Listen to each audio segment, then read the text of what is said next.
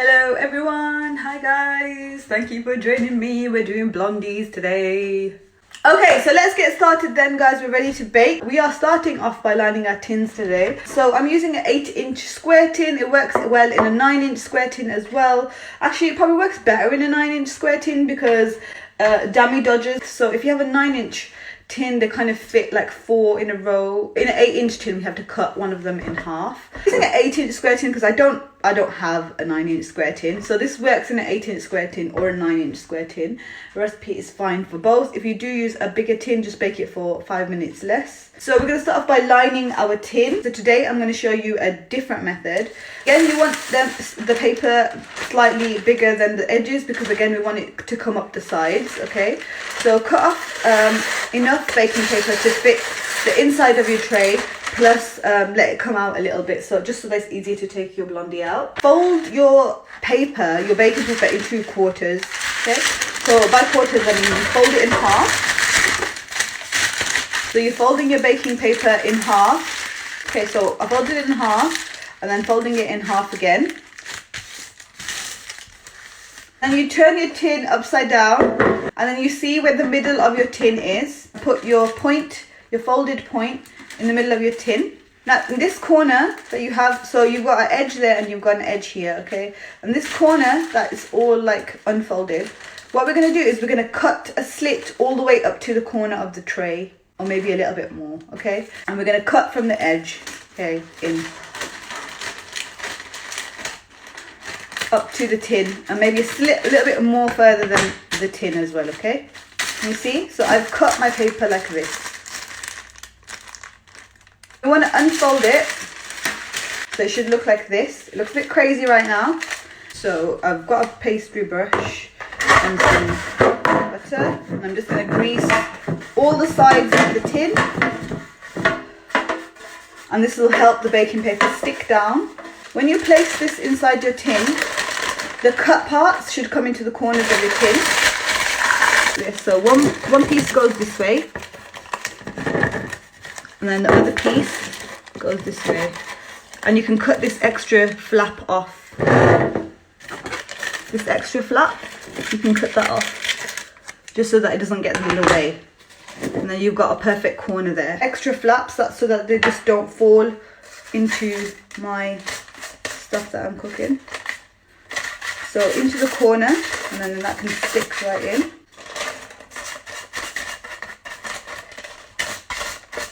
There we go. So that will just help it stick down so it's not getting in your way. So it looks like that now on the inside, can you see? So everything's lined and there's no flaps like that are going to get into your batter. So 160 fan, 180 without the fan, and gas mark 4, so preheat your ovens. So let's do that. So the first thing we're going to put into our blondie mixture is our unsalted butter, and then we're going to melt that. So you want to get yourself a heat-proof bowl and put your heat-proof bowl on top of your scale. I always use a digital scale just because it's a lot more accurate. Put your scale on, go 200 grams of unsalted butter, and as you know guys, if you've been watching all my videos and lives and everything, always cut the butter into smaller pieces just so that it melts easier in the microwave. There we go, 200 grams. And we're going to melt this in the microwave, so it'll probably take a couple of minutes, but I'm just going to do it for a minute, give it a mix, and then do it a minute again. You could do this on the stove if you wanted to, but I hate extra dishes, guys, so if I can avoid that, I will do that. So I'm melting my butter in the bowl that I'm going to make my brownie mixture in. So it's 200 grams of unsalted butter, which is going in the microwave. So that's a minute. So as you can see, it's not fully melted, so I'm just going to give it a bit of a shake. And then I'm going to stick it back in the microwave for another minute. And then it should be, well, it won't take another minute. It will take a little bit less than a minute. Another 30 seconds, I think. We just want to melt it. We're not going to cook it or boil it or anything. We just want to melt the butter. The butter's completely melted, as you can see. So put your scale underneath. Put your bowl on top of your scale. Put your scale on. So 90 grams of regular sugar, regular white granulated sugar. Just add it in slowly until you reach 90 grams.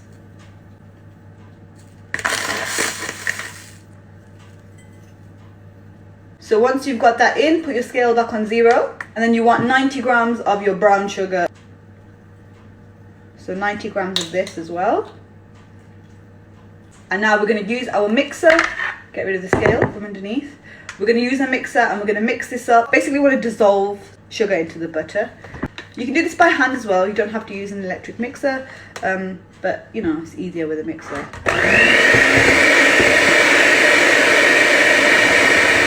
There we go. That looks fine to me. We've got 3 medium eggs. Got 3 medium eggs, and we're going to be adding them in one by one and then mixing in between each addition of egg. Okay, so first egg goes in, and again, if you're worried about getting shell in there, you could always crack into a separate bowl and then put them in one by one. It's entirely up to you. In, then we're mixing. Okay, so that's all completely combined. Now it's time to add in the second egg.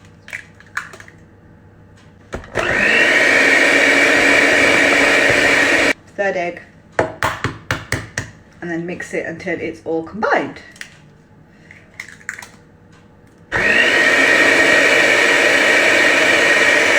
So we've got this gorgeous golden situation going on now. And now we can add in a teaspoon of vanilla extract. Now this is completely optional. It just gives us an extra oomph to the flavour of the blondie. So it is nice to add it in, and you need a teaspoon of it if you are going to add it in. But again, like I said, it's completely optional. So a teaspoon of vanilla extract. Okay, so mixing the vanilla in.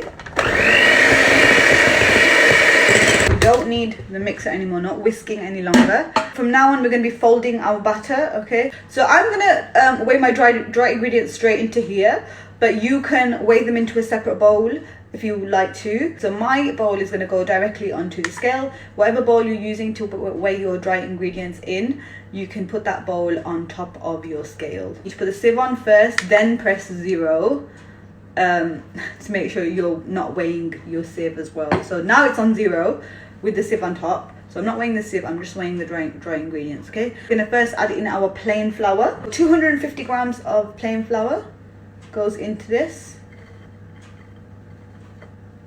And then we also want to add a tablespoon of corn flour, okay, into the sieve as well. So just like that, tablespoon of corn flour into your sieve as well. Sift it by patting it against your hand. Get rid of any lumps that are left inside the sieve by pushing them through the sieve. At this point, we want to fold the mixture. Okay, so once you've added the flour in there, it's important to fold your mixture and not like mix it with a mixer, okay? So get yourself a rubber spatula or a metal spoon or something, anything that you can fold your mixture with. And we're going to fold it until it's almost completely mixed in, but not completely mixed in, because we're still going to fold in the chocolate chips. So this is to avoid us over mixing the batter. So we're going to fold it until it's almost completely mixed in, and then we're going to add in our chocolate chips and do a last couple of folds, and then put our mixture into the tin, okay? Ready? So folding, again, is just take it from one side and then you lift it over to the other side and cut through the center, okay? So that's how you fold. And you can rotate your bowl as you go along to make it a little bit easier. That should be fine. Okay, so add in our chocolate chips. We need 150 grams of chocolate chips, but I'm just gonna weigh them just to make sure that it's 150 grams. Now again, with this is the basis of your blondie recipe, so you can go ahead and adjust the flavor how you want to. You can add toffee in there, you can add normal chocolate chips in there, so you can adjust your blondie flavor however you want by adding various things in there. Up to this point is basically the base. So just pour them all in. We're gonna fold in our chocolate chips, okay?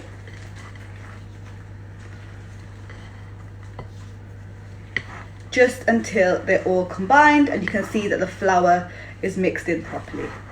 So again, we don't want to over mix this. This is done now, okay? It's completely mixed in. So we bring back our tin.